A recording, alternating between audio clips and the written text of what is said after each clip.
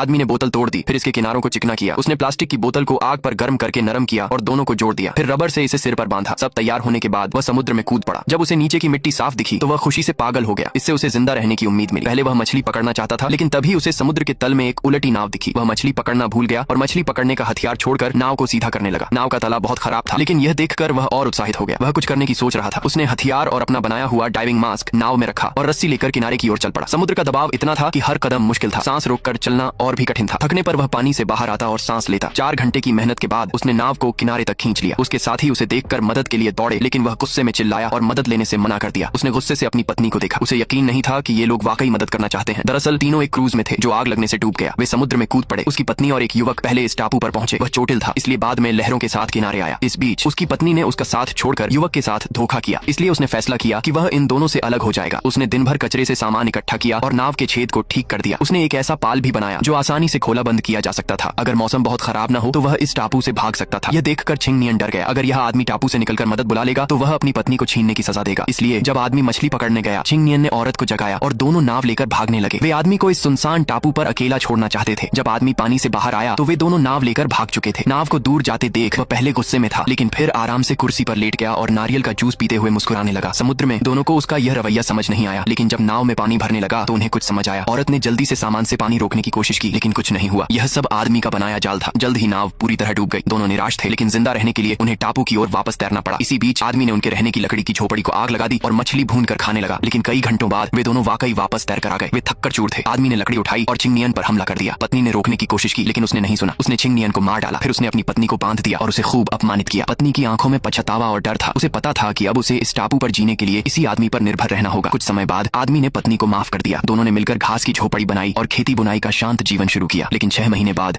एक जहाज ने उनकी इस खुशी को तोड़ दिया। पत्नी ने जहाज वालों से उसे ले जाने की गुहार लगाई। मछुआरे परिवार ने उसे ले लिया, लेकिन उन्हें नहीं पता था कि टापू पर आदमी भी है। जहाज पर मछुआरों ने औरत को खाना दिया। वह भूखी थी और तेजी से खाने लगी। मछुआरों को लगा कि उसने टापू पर बहुत तकलीफ झेली होगी। इसी बीच मछली पकड़ने गया आदमी पानी से बाहर आया। उसने जहाज देखा और सोचा कि पत्नी उसे लेने आई है। वह खुशी से हाथ हिलाने लगा, लेकिन पत्नी ने जहाज की खिड़की से उसे देखा और मछुआरों को कुछ नहीं बताया। जब उसे यकीन हो गया कि किसी को कुछ नहीं पता तो वह मुस्कुराई और उस लाइटर को निकाला जिसने उसे टापू पर जिंदा रखा था।